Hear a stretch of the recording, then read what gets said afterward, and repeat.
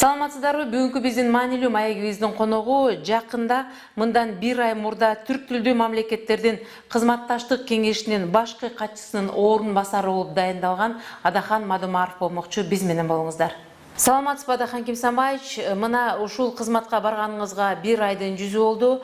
Мындан 1 ай мурда биздин студияга келип, ушул кызматыңыз жөнүндө бир кыскача маалымат берип кеттиңиз эле. 1 айдын ичинде менимче кененирээк таанышып, бул кызматтын чоо жайын билдиңиз болушуңуз керек. Бүгүнкү күндө коомчулукка ушул кызмат жөнүндө бир маалымат берип өтсөңүз. Рахмат. Биринчиден, ушул сөздө туруп, буюрса Бишкекке келгенде биринчи кабарларды, маалыматты, интервьюну сиздерге берем деп макулдашканбыз. Ошол сөздүн үстүнөн чыгып, кайрадан макулдашып, ошол бүгүн аңгемелешип отурабыз. Ушул иштерди жасаса болсо керек деген үмүттүү ой менен айткан болсок, бүгүнкү күндө Кудайга шүгүр, кайсыл иштер жасала, жакын күндөрдө жасалат. Мен ушуларды так айтып койгонго мүмкүнчүлүк туулуп отурат. Биринчи кезекте жакында эле мына 7-синен 9-уна чейин, 7 ноябрдан 9 ноябрь. Өткөндө айтпадым беле, ошол Кыргызстанда бир чоң эл аралык медиа форумдар өтпөйт. Кыргызстан боюнча маалымат сыртка чыкканда өтө туура эмес терс маалыматтар гана чыгып отурат. Анан дери Кыргыз мамлекетиндеги ошол тарыхый, маданий жетишкендиктер, биздин керемет көркөм жаратылыш мүмкүнчүлүктөрүбүз сыртка чыкпай келет деп. Буюрса, мына 7-синен 9-уна чейин ноябрда Кыргызстанда ошол чоң эл аралык медиа форум өтөт. Массалык маалымат каражаттары жөнүндөгү ошол форум, Кыргызстандын азыркы жагдайы, алдына коюлуп аткан максаттар кандай, кыргыз эли кандай деген сыяктуу, кыргыз жери кандай деген сыяктуу. Мына ушул. Экинчиси, биздин залкар жазуучубуз Чикебиздин Айтматовдун ошол 85 жылдыгы ошол түрк тилдүү мамлекеттердин алкагында, анын ичинде ошол Россия Федерациясында, Казакстанда, Азербайжанда, башка мына кошуна мамлекеттерде кандай жагдайда өтөт, кандай иш-чаралар каралат. Буюрса 12 ноябрда Астана шаарында ошол Түрк академиясынын алкагында, ошолордун уюштуруусунда Айтматов жана биздин доогор.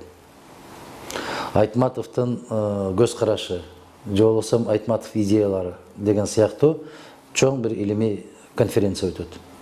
Ал конференциядан өтүп эле Бишкекке келишет. Бишкекте 14 ноябрда Чыңгыз Айтматовдун мүрзөсүнүн үстүндө эстелик ачылат. Андан кийин филармонияда салтанаттуу кече ошол Айтматовдун кандай десем, ушул Айтматовдун калтырып кеткен мурастарынын тегерегинде. Эртеси Ысык көлгө кетет. Ысык көлдө 3 күн катары менен ошондой пленардык жыйын болот. Анан секцияларда жыйындар болот. Ошол кишинин чыгармачылыгы жалпы адамзатка, жалпы адамзаттын маданиятына кандай из калтырды, кандай таасир калтырды, философиясы, чыгармалары, мына ушунун тегерегинде чоң иш-чара болот. Ага чейин мен ошол Абдылдажан Акматалиев менен да жолугушуп сүйлөшүп кеттим эле. Ошол Чикебиздин 8 томдугу толугу менен даярдалып, кыргызча, орусча которулуп даяр болуп турат. Тек гана ошону басканга каражат жок дегендей.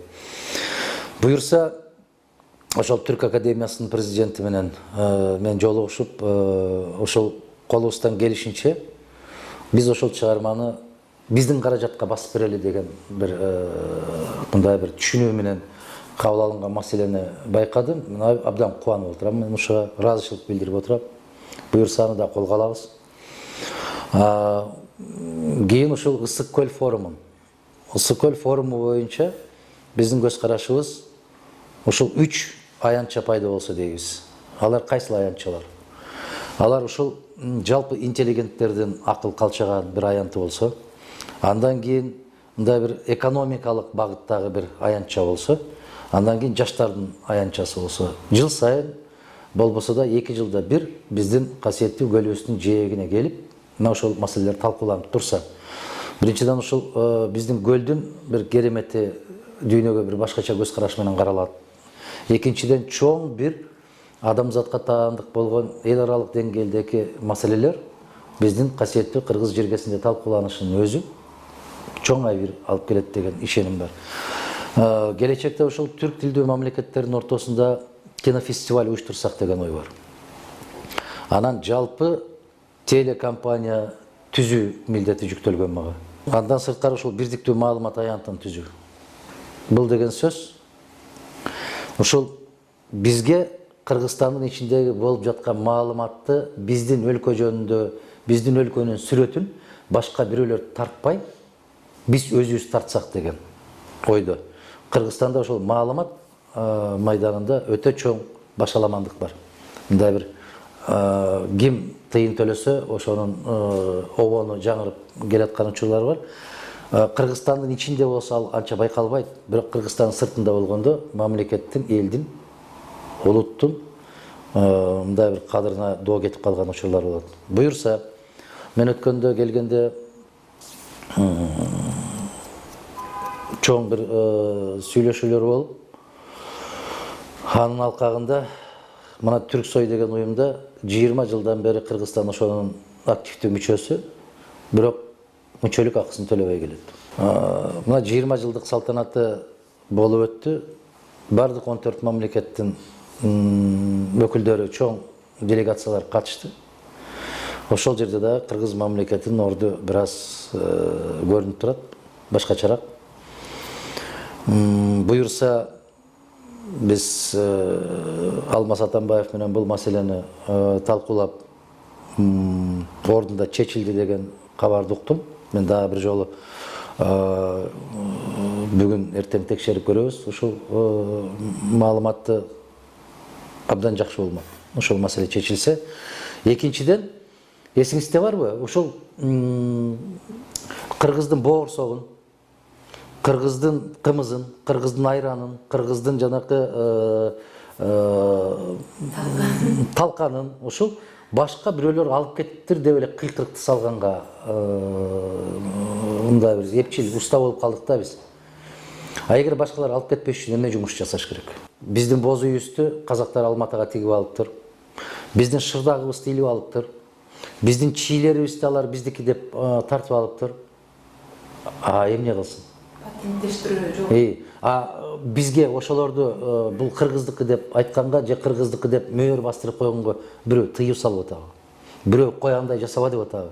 Жок, биз ичара тытышып, урушуп, мушташып, бири-бирибиз менен кубалашып, андай бир төлүктүү баалуулуктарга убактыбыз калбай калып аткандай сыяктуу да.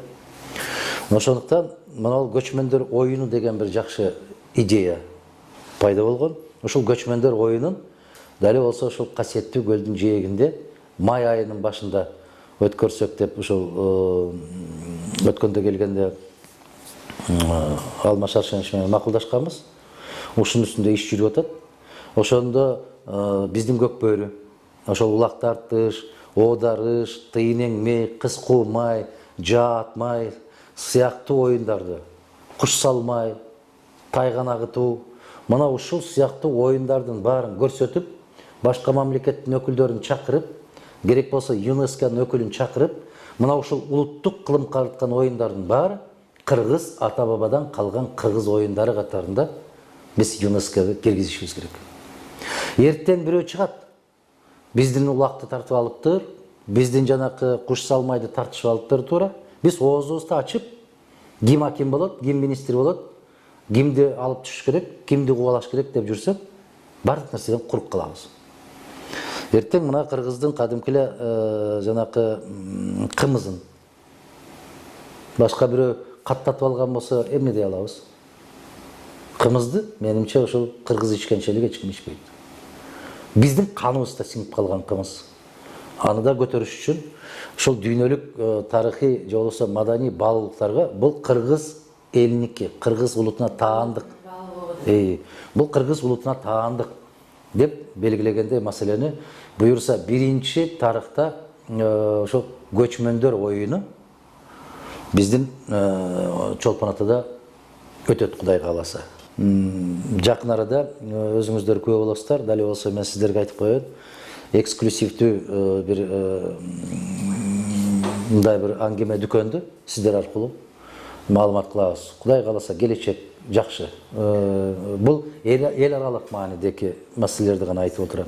Сиз ушул кызматка баргандан кийин биздин маалымат агенттиги ушул уюмдун интернет сайтына кирип карасак, биздин Кыргызстан жөнүндө абдан маалыматтын аздыгы жана сиздин ушул кызматка баргандыгыңыз жөнүндө таптакыр эле маалымат коюлбагандыгын байкадык. Бул эмнеликтен деп ойлойсуз? Баягы коркуп калганыбызда ал түшүнүктүү, мыйзам ченемдүү көрүнүш. Өз дээрлик байкабай туруп бир жактарга кадам таштап алган учурларыбыз көп болду Кыргызстанда. Ошон үчүн элибиз да коркуп калган, баардык нерседен чочулайт да. Ошол уюм жөнүндө маалыматтын аздыгы. Маалыматтын аздыгы биринчиден Кыргыз мамлекети ал жердеги өкүлчүлүктүн ушул мезгилге чейин болбогону, жетекчилик деңгээлинде. Экинчиден ошол башка мамлекеттердин көп атуулдары иштейт. Борбордук офисте иштешет. Алардын бирөө ошо маалымат жагдайында тармагында болсо, бирөө ошол маданият тармагында, бирөөсү экономика тармагында, бирөөсү эл аралык тармактарында иштейт. Баардык тармактары боюнча ошол өз атуулдары бар ошол мамлекет. Тилекке каршы биздин Кыргызстандан мен барганга чейин бир гана жигит иштеп турат. Бир эле жигит. Ал эми үчүн Кыргыз мамлекети жана мүчөлүк акын төлөбөйт. Анан абдан аз төлөйт. Төлөгөндө дагы. Эки мамлекет абдан чоң үлүш кошот. Бул Түркия менен Казакстан. Демек алардын атуулдары, алардын жарандары көбүрөөк иштешет. Ушул мезгилге чейин ЮНЕСКО ушул түрк мамлекеттеринин ЮНЕСКОсы деп аталып келген Түрксойдо биздин өкүл жок, ишенесизби? 20 жыл болду.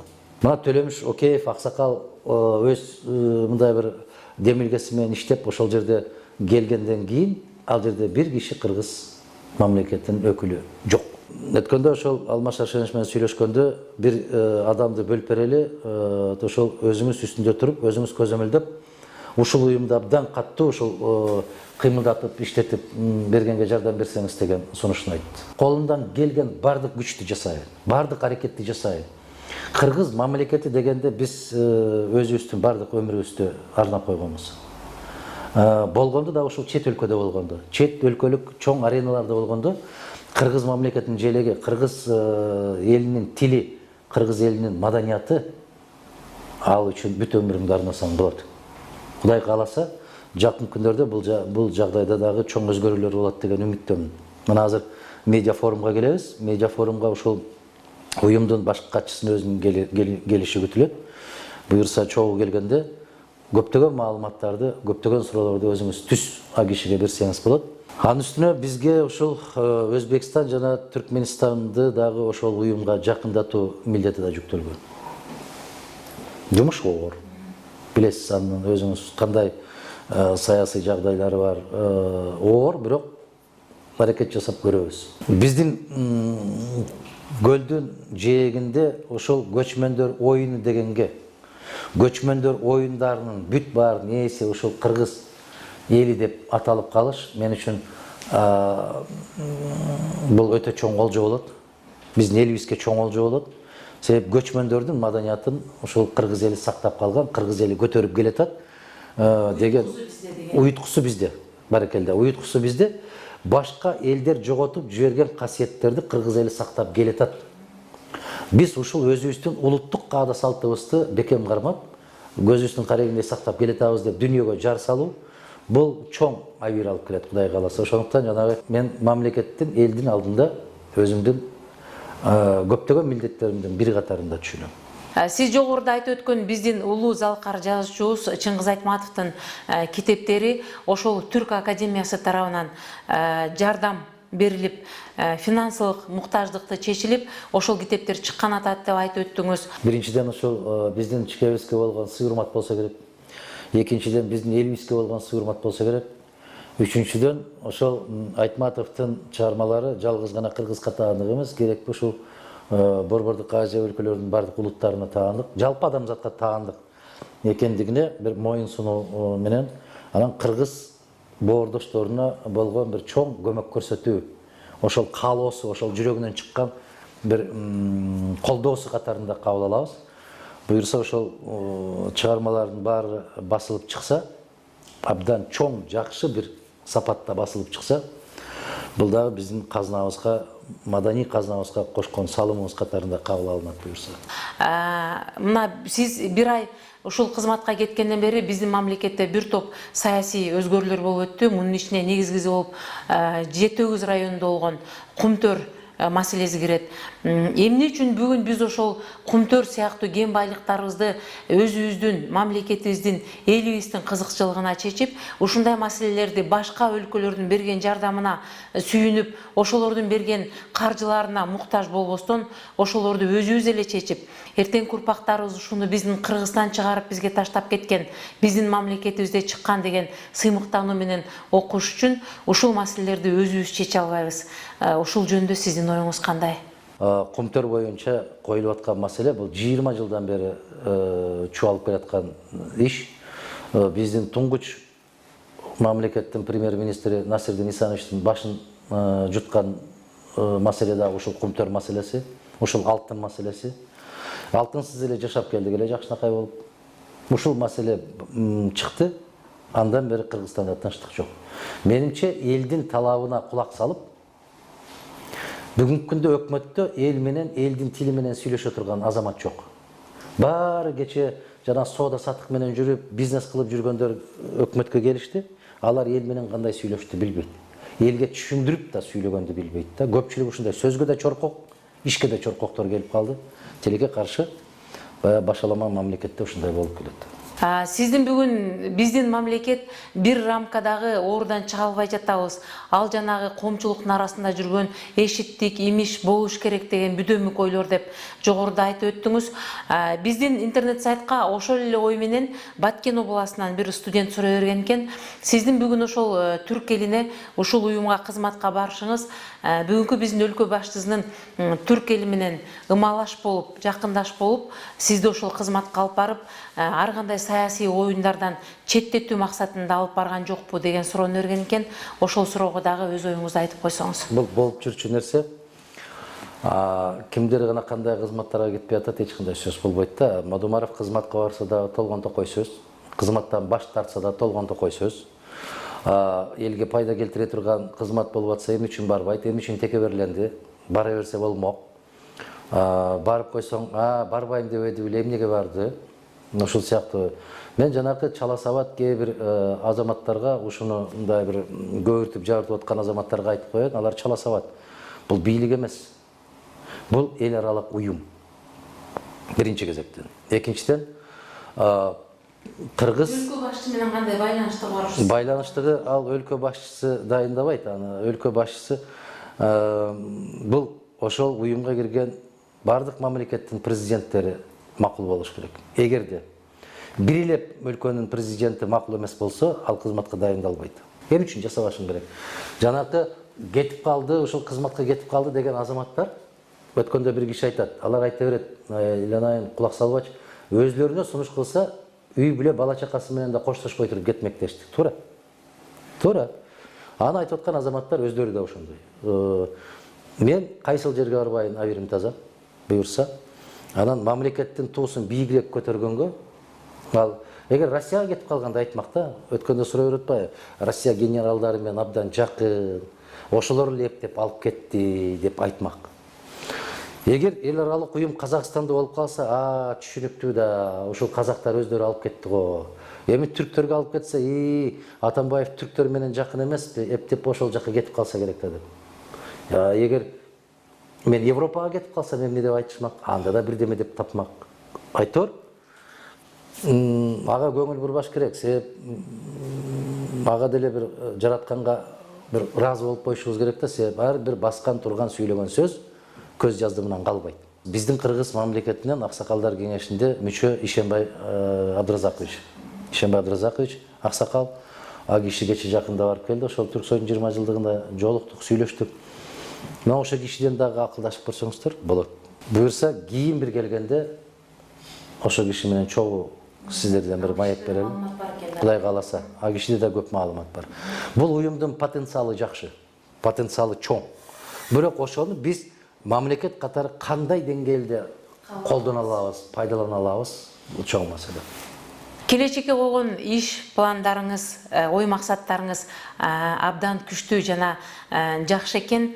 Анткени деген чындыгында эле кыргыздын уюткулугу болгон ошол биздин каада салттарыбызды, ошол улутубуздун улуу салттарын сактап калсак, бул биздин келечегибиз деп ойлойм. Мындан арада сиздин жакшы бир маалыматтарыңыз же болбосо биздин мамлекет үчүн жасала турган олуттуу иштер болсо, биздин сайтка келип маалымат берип туруңузду өтүнөбүз. Маегиңизге чоң рахмат, ишиңизге ийгилик каалайбыз. Сиздер бүгүн түрк тилдүү мамлекеттеринин кызматташтык кеңешинин башкы катчысынын орун басары Мадумаров Адахан Кимсанбаевичтин маегине ортоктош болдуңуздар. Сиздер менен Үмүт Макамбетова болду. Кайрадан көрүшкөнчө саламатта болуңуздар.